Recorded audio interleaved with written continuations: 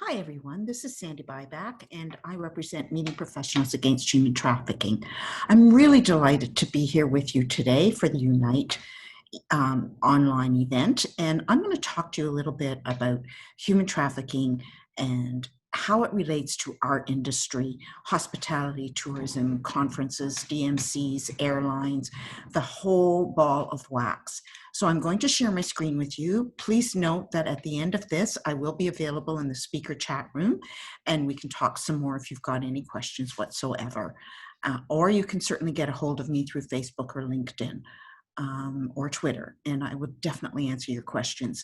Some of it may be personal, and that's okay, because part of what we're trying to do is get to you on a professional basis, certainly, so we can combat human trafficking, but we know that will affect you personally. So I'm going to share my screen right now.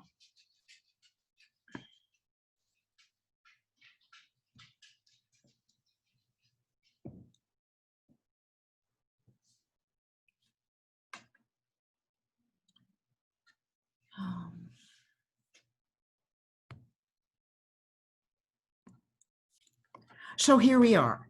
So Meeting Professional Against Human Trafficking started about 3 years ago, and I started it basically, honestly, after a trip to Cambodia, where I saw things that just didn't make me feel right. We are a total of about 50 volunteers, pretty much based in Ontario, Canada. We do have relationships out in Western Canada, Eastern Canada, and a number of relationships in the US, as well as with our advisory council, relationships in Hong Kong and in England, and getting further and further. And really, we're not going to stop this. We are going to try and combat it. And we can all do this, even in bad times. So the United Nations definition from the Office of Drugs and Crime defines this as every person who recruits, transports, transfers, receives, holds, conceals, or harbors a person, or who exercises control or influence over the movements of a person for the purpose of exploiting them or facilitating their exploitation. The definition alters a little bit depending on the country you're in. However, essentially, this is what it is. We also need to remember that human trafficking, sex trafficking, is not prostitution, and therein lies changes to the law.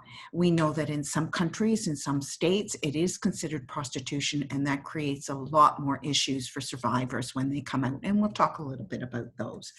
Please remember, it is not prostitution.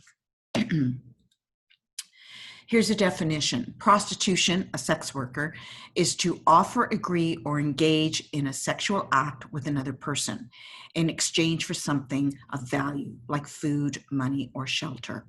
Sex trafficking involves the force, deception, or coercion of another person into sex for money. But when they're coerced, it becomes trafficking. When it's a personal choice, it's a whole different ballgame. As I said before, in some US states, sex trafficking is considered considered prostitution. Just a few stats for you. The top 6 cities in the US for human trafficking in 2018, excuse me,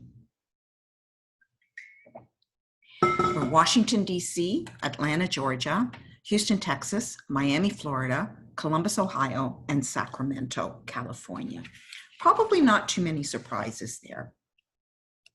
In Canada, this is in 2016 are the latest stats: Toronto, Ottawa, Montreal, Halifax, Hamilton and Windsor, and London, Ontario.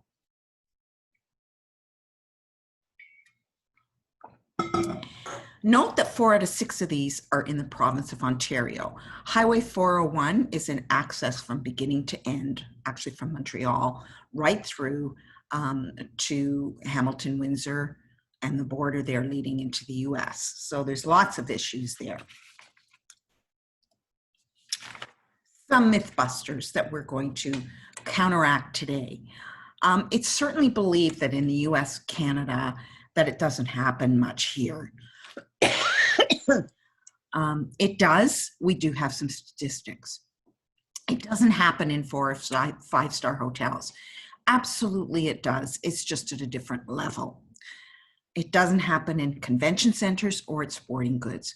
Mass conferences and mass sporting events bring in more trafficking than ever before. And it doesn't happen to our middle-class daughters who live in good neighborhoods. Yes, it does. I'm referring specifically to girls here, but we do know that there is an increase in boys who are sex trafficked as well as transgender. We do know certainly that a lot of young girls that are sex trafficked are homeless or are drug addicted or alcohol addicted. Most of all, it's people with very low self-esteem. We know that 90% are local from the country that they live in, so it is definitely a myth that they're coming from another country. That does happen, absolutely.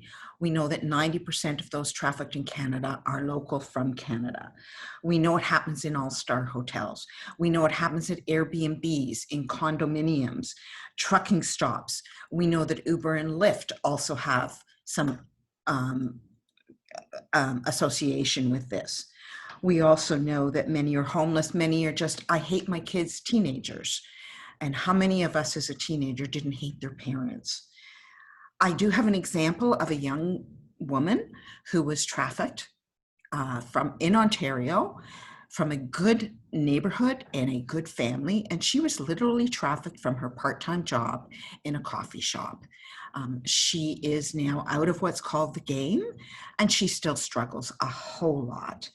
The internet has definitely given more access, and I will talk a little bit more about that, but that's where a lot of people are trafficked today.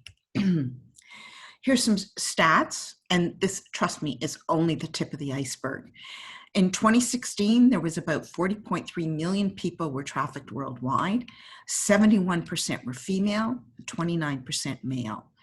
It's about a $354 billion organized crime condition, and one trafficker with one victim will make approximately $250,000 per year. Normally, a trafficker has a stable of 10. You do the math. It's tax-free. None of these traffickers are paying tax on it, or gangs are paying tax on this, and it is a reusable commodity. If you think of drug dealers, once they sell the drugs, they have to go out and find more drugs.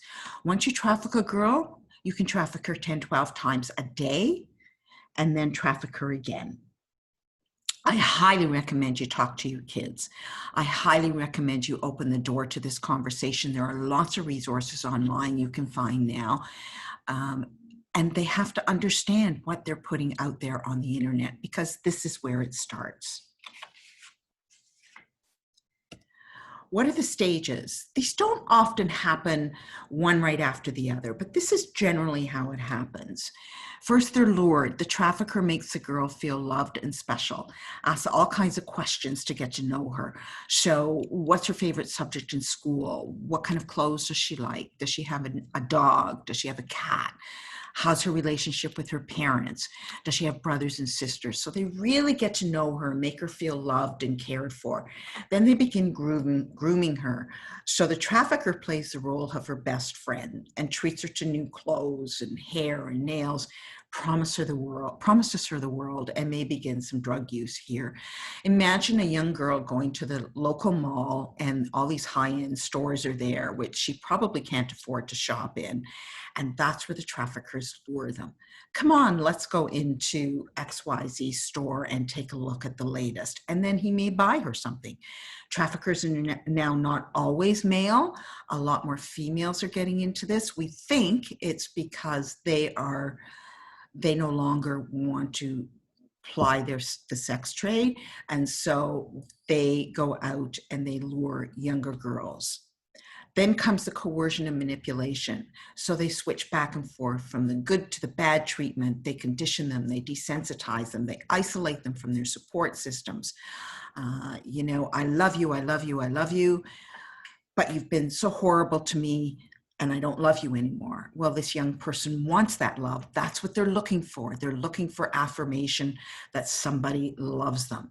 They start isolating from support. They may not let them go to school, or they may pick them up right from school. They may take away their phone. They may watch who they're phoning. There's lots of ways they do this. And finally, the exploitation. They break the girl down. They threaten the safety of their loved ones. They'll say to them, well, you know, I've put all this money into you and I love you and we want to start a home together.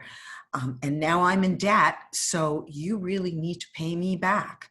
And here's what I want you to do.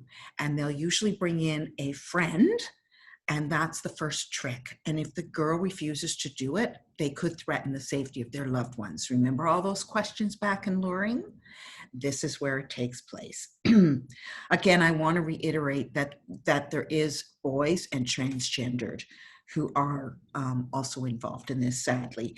And in fact, we understand that a transgendered person will get more money for the trafficker than, say, a young virgin girl of 13 or 14. And a typical day, honestly, they could turn 12, 15 tricks a day. If they don't turn the tricks, they can be not given their drugs. If they're on drugs, they cannot be allowed to sleep. They cannot be allowed to have food. And the cycle just continues on. And then they say, I love you. And then they turn the trick. And then if they don't do enough and they don't make enough money, then the cycle just keeps going.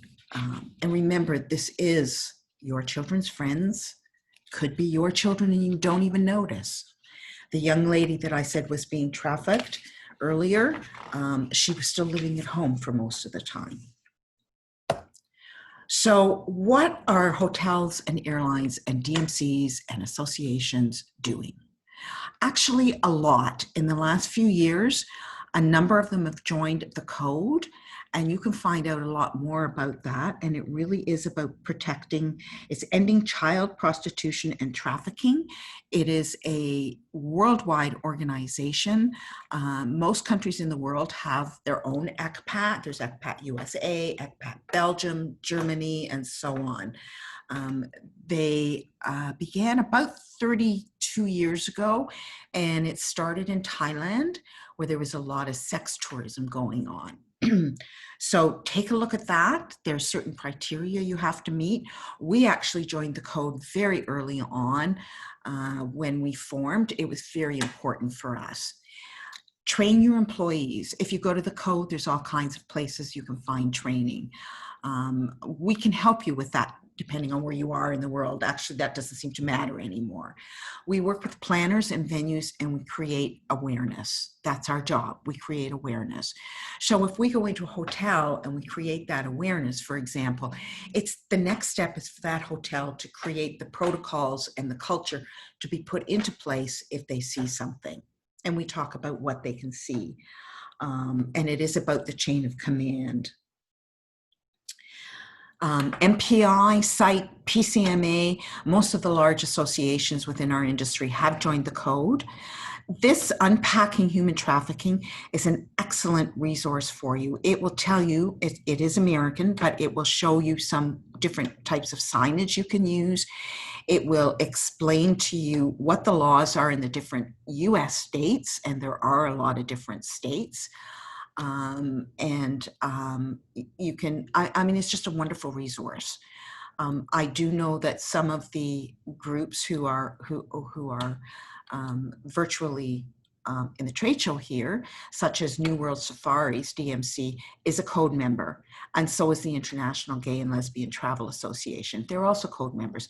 Ask if the group is a code member before you get involved with them. Delta Airlines in the States has been wonderful about all of this. They train all of their employees, and they do have a new video that they are showing on a number of flights.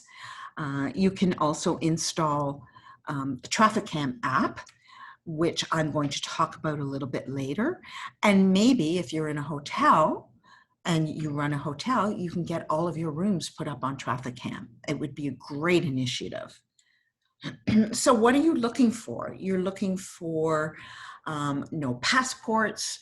you're looking for no ID, you're looking for somebody who just doesn't look like they belong in the clothes they're in, or they walk with their head down, somebody else speaks for them, they're dressed inappropriately, they have no luggage to speak of, and there's all kinds of things you can do. We know that major brands have joined the code and have created their own training. So if you're a member of any of these major branded hotels, you do have training. It is online. Insist on it. And there's differences in all of them. If you want to contact me, I can certainly give you some more explanation.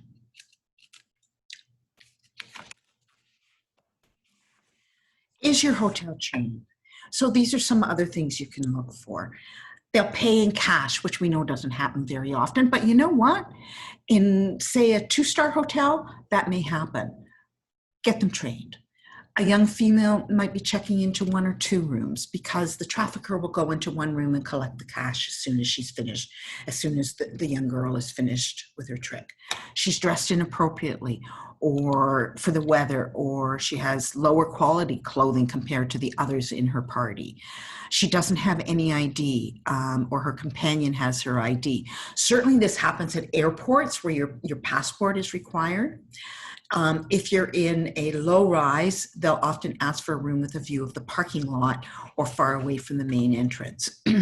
Again, they have little or no luggage, and there's often major demands for towels or new bedding, although we know that they're getting smarter. We know one hotel director of security told us that many of them now bring in a carry-on filled with fresh towels and lots of beddings, and they take that carry-on with the used towels, used bedding, used condoms, and used needles out with them. So as we get smart, they get smarter.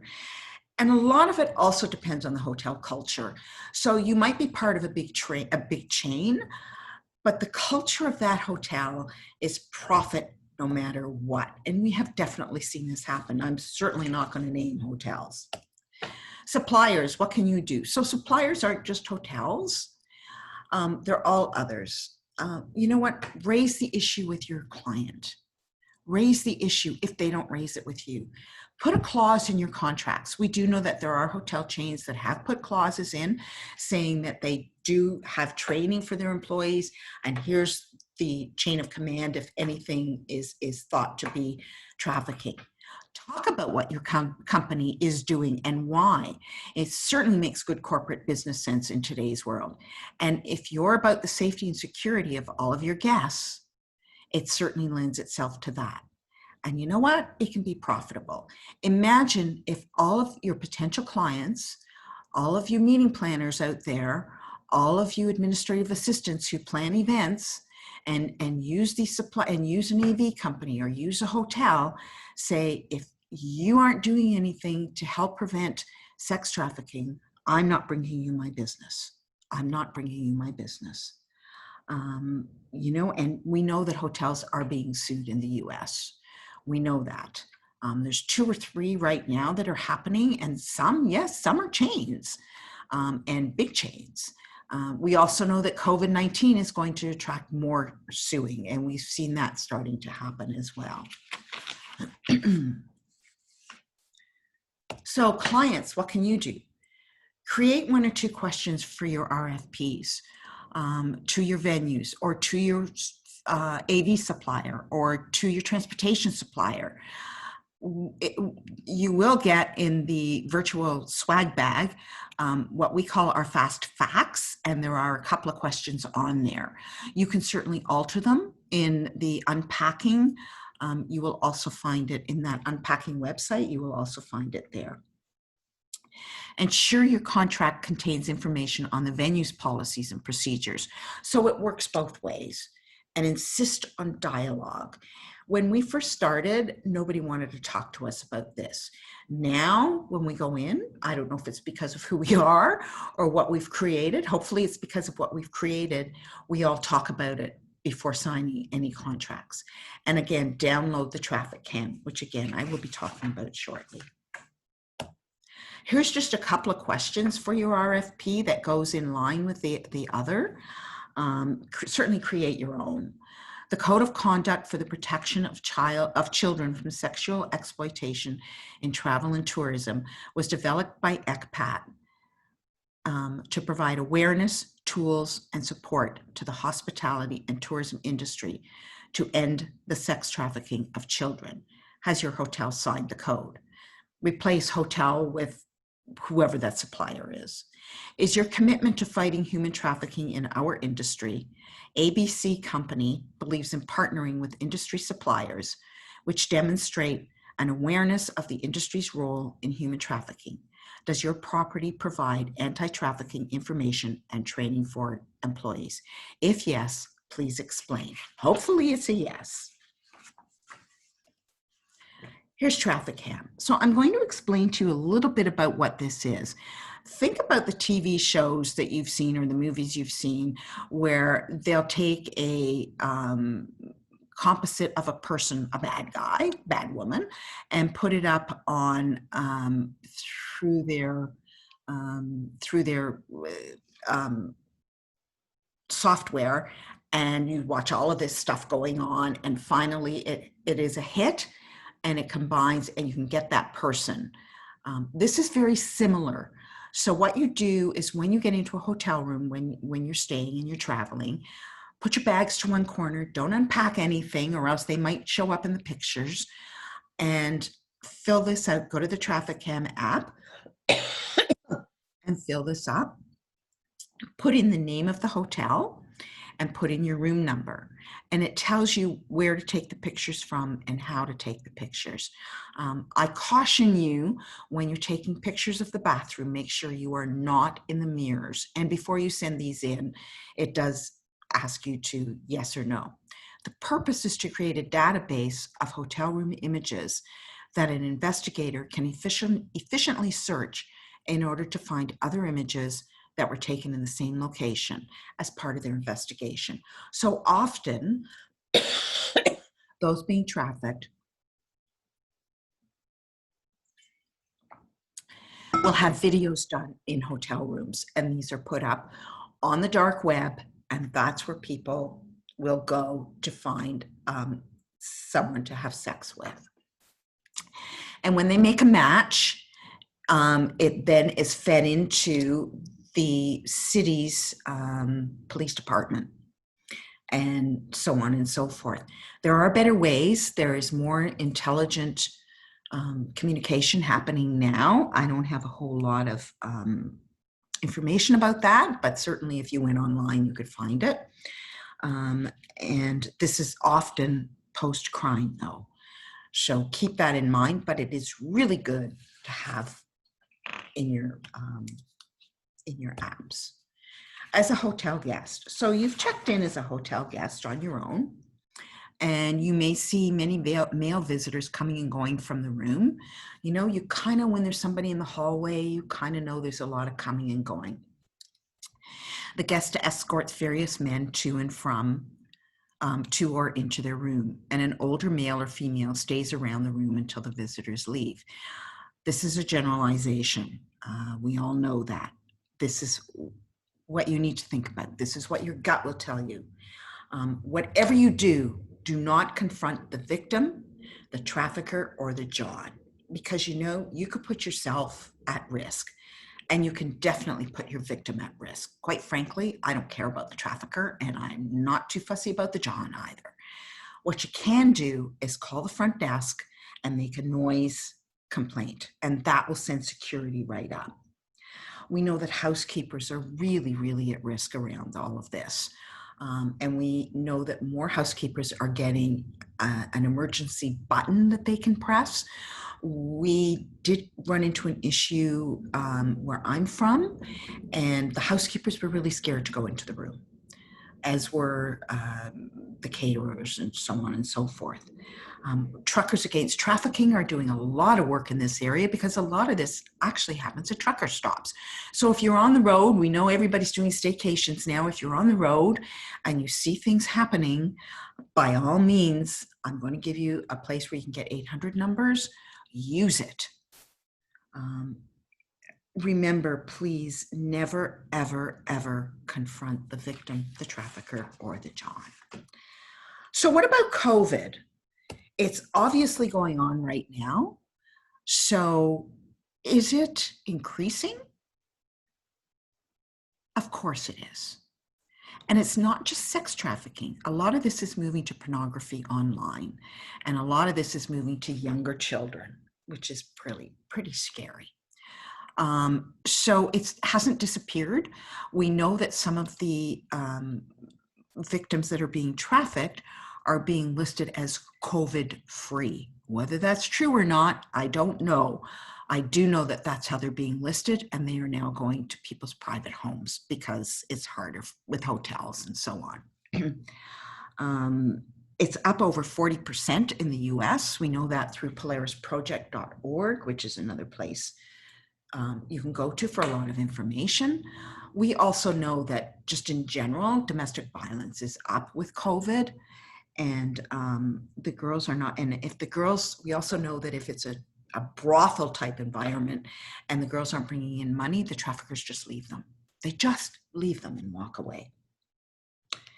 What about supply chains? We also know in times of COVID, we know that there's a lot of migrant workers in a lot of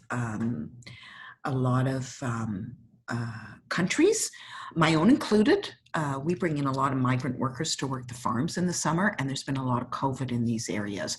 And sometimes they're really, really left very vulnerable. And we need to understand that this is also happening in our hotels. We know that, for example, a lot of hotels are now outsourcing housekeeping. Well, what about those housekeepers? There was an incident just north of the city I live in where the housekeepers were really human slaves. They were indentured, which means every time they went and thought that they were buying off their contract, it was costing them more and more money, and they couldn't break away. This outsourcing company was found out, was broken, and I'm very pleased to say that several hotels in that area who did not know but were using the outsourcing company brought these housekeepers in, gave them rooms, gave them food and beverage, and helped them find jobs, if not in their property, in others, or helped them with getting back to their countries or getting back to their cities. I want you to think about the price of coffee. We all know that coffee in our hotels and venues is an atrocious price. We also know that if you go down the supply chain, a lot of these hotels, a lot of these coffee plantations, the coffee is picked by human slavery. They're indentured, they can't break away, they have no rights. I want you to think of the bricks and mortar of a hotel or a convention center. If you look at the breakdown of it, from the making of the bricks to the supplying of the uniforms to the coffee and all of that, if you go down the supply chain, you will find that there's a lot of common elements that make up a hotel. The United States Department of Labor gave out 17 different products. Of them, 10 of them could refer to a hotel bricks and mortar. And if anybody wants that link, I can give it to you. You'll have to just send me a note and I will get it to you. Money laundering is another one where there is a lot of information going around right now where they can catch them as the event is happening. And there's a lot more information about that now. There's the Liechtenstein Initiative through United Nations is doing a lot of work in that area, and a lot of the banks are as well. So there's a lot happening.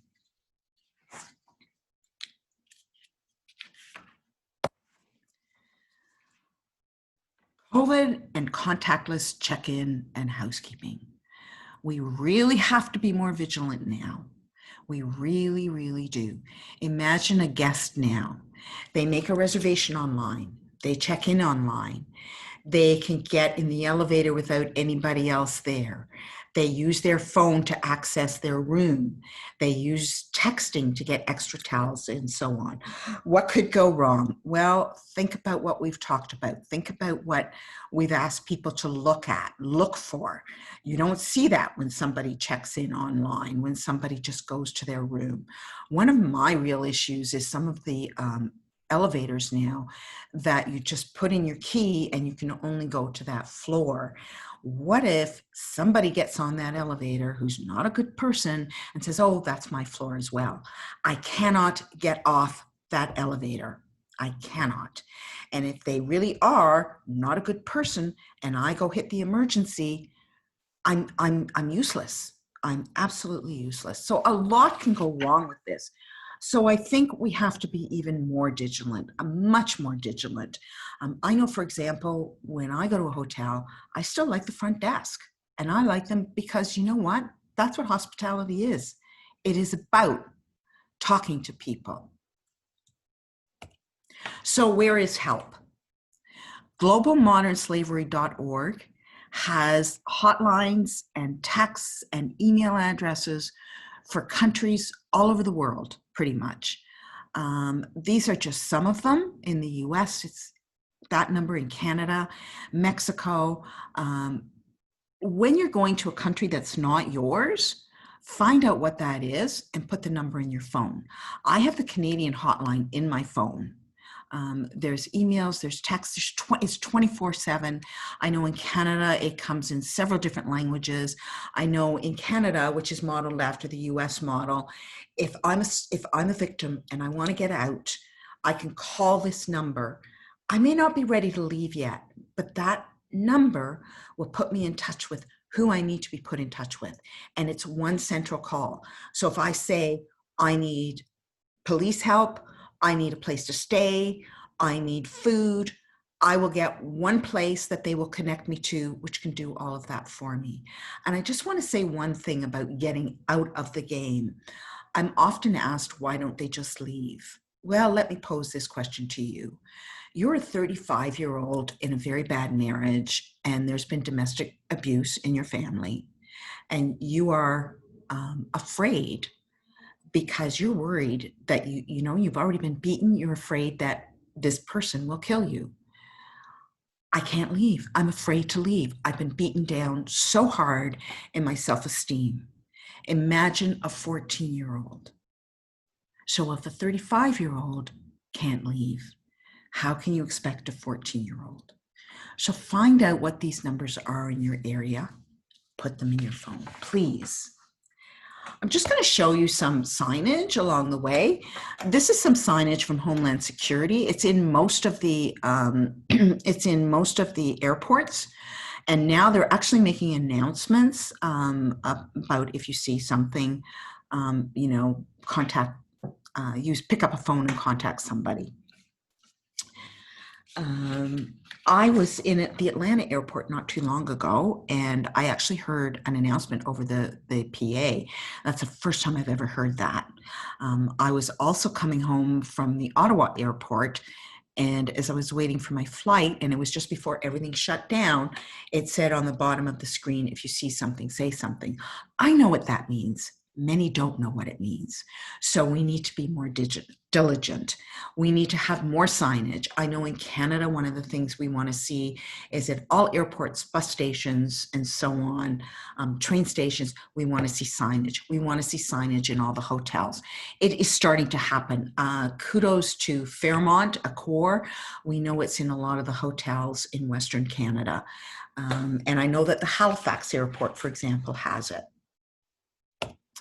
This was an IMAX 2019 in Las Vegas, and it was in the stalls in the washrooms in where the conference took place in Las Vegas just last year.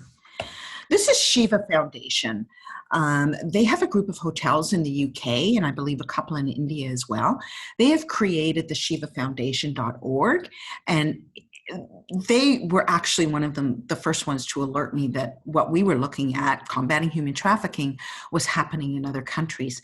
And this is a sign that they post in all of their properties. And they've done some really good work, and they've got a really, really good program of training.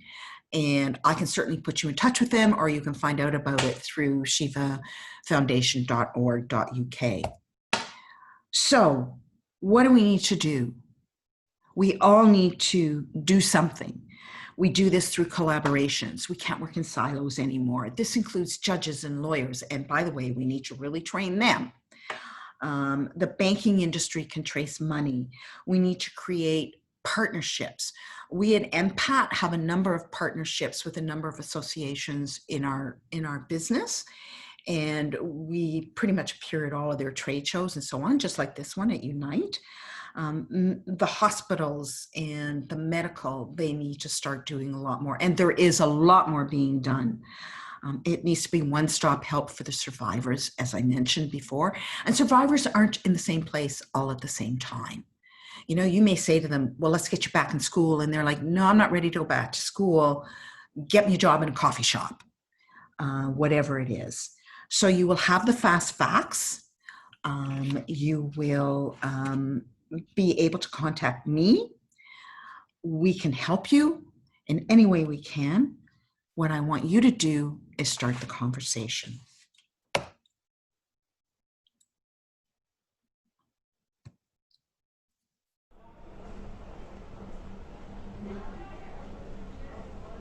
I've been in a bunch of hotels. Nice, not so nice. I've seen them all.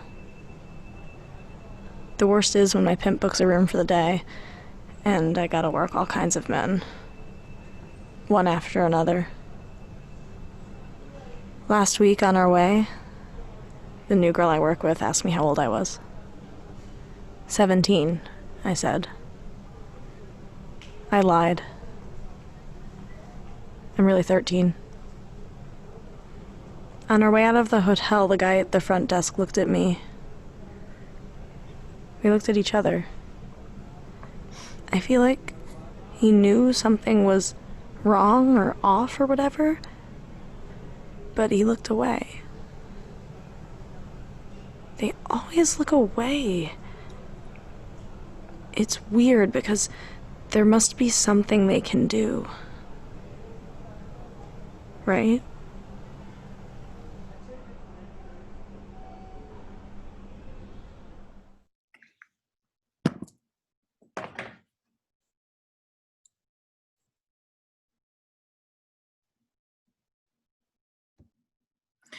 And so there you have it. If you see something, say something. You could be wrong, and that's okay. Or you could be right and save a life.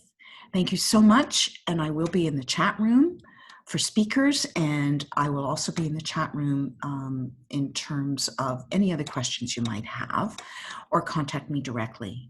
Please help us combat human trafficking.